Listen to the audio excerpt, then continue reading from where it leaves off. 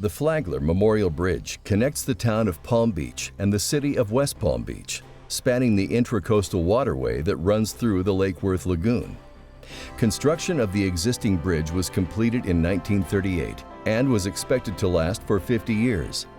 It is now over 70 years old and in need of replacement. We are going to explain who Henry Flagler was, the importance of the intracoastal waterway, what a bascule bridge is, and why this bridge is being replaced. Henry Morrison Flagler was one of the most influential men in Florida's history. Prior to his focus on the development of Florida, his partnership with John D. Rockefeller in the formation of Standard Oil made him a wealthy man. His personal wealth in today's dollars would be equivalent to over $21 billion. He was very devoted to his first wife, Mary Harkness, and when she became sick in 1878, their doctor advised them to take a winter vacation to a warmer climate. They chose Jacksonville in St. Augustine, Florida, which was as far south as one could travel by rail at the time. This vacation proved to be the next big step in Flagler's already extraordinary life. Henry Flagler saw the potential for tourism in Florida and would eventually return to build his first resort hotel in St. Augustine. Always the visionary, Flagler recognized the need to improve the existing network of railroads to get visitors to his new hotel. Railroads at the time had different width tracks, making direct travel to St. Augustine impossible. Henry Flagler solved this problem by buying other existing railroads, extending new rail lines to southern Florida, and converting the tracks to the standard width used today. During his 35 years in Florida, his undertakings in business and transportation along the east coast of Florida had a significant impact on the state's growth. The construction of railroads created thousands of jobs, cleared vast expanses of untamed wilderness, and contributed to the growth of major Florida cities, including St. Augustine, Daytona Beach, Palm Beach, West Palm Beach, and Miami. Flagler spent a significant amount of his own money in this massive expansion along Florida's east coast. Flagler's construction projects included the Florida East Coast Railway and lavish resort hotels, including the Royal Poinciana Hotel and the Breakers in Palm Beach, and the Royal Palm Hotel in Miami. Many profited as new towns developed near the railroad and businesses formed. By March of 1894, Flagler's railroad reached the western shore of what is known today as the Lake Worth Lagoon and the small settlement of West Palm Beach. To accommodate Palm Beach's commercial activity and to have a place for the workers to live, Flagler filed the original development plan for what would eventually become the city of West Palm Beach. In 1894, Flagler completed the Royal Poinciana Hotel on the eastern shore of Lake Worth. At one time, the Royal Poinciana was the world's largest wooden resort hotel, with sleeping quarters for over 1,200 guests, a magnificent dining room that could accommodate over 1,600 people, and employed over 1,400 people.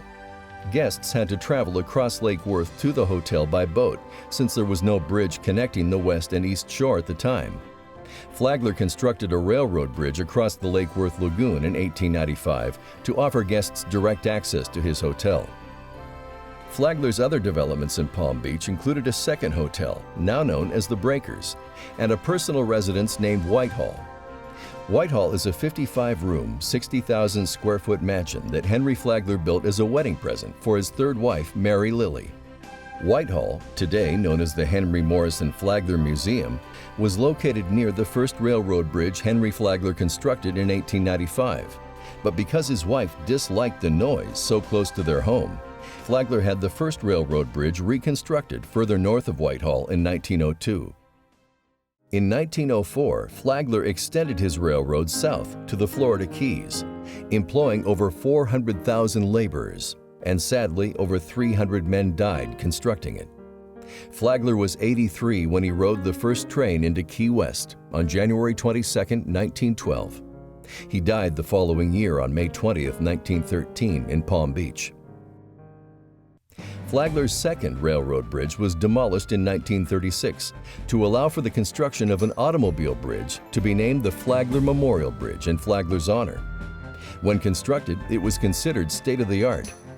Colonel Edward R. Bradley, a prominent figure in the development of Palm Beach, donated gateway pylons with wrought iron lanterns to enhance the appearance of the Palm Beach side. The two predominant modes of transportation along the east coast of Florida in the early 1900s were trains and boats. Similar to Henry Flagler's efforts to improve the railroad system, the state of Florida was improving the canals along the east coast.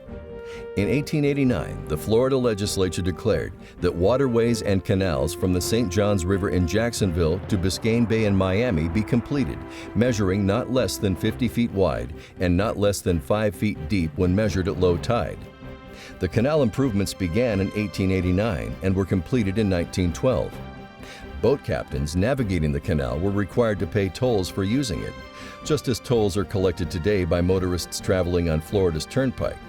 A report by the Secretary of War to the U.S. Congress in 1926 recommended that the waterway be increased to 75 feet wide and 8 feet deep. In 1927, the state of Florida passed the River and Harbor Act, transferring ownership of the waterway to the U.S. government. At that time, the waterway became toll-free. Over the years, the canal from Maine to Key West became known as the Intracoastal Waterway and is now managed by the U.S. Army Corps of Engineers. The United States Coast Guard is responsible for ensuring safe navigation along the waterway. In addition to the United States Congress setting the width of the waterway at 75 feet, the Coast Guard required the vertical clearance over the waterway to be a minimum of 21 feet in this location.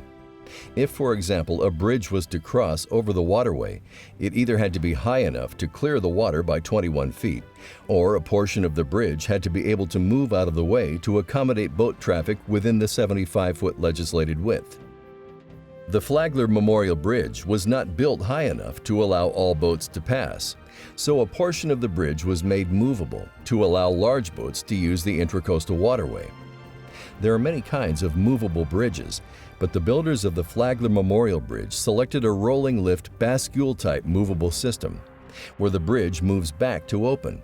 Bascule is a French term meaning balance, and the bascule bridge operates along this same principle.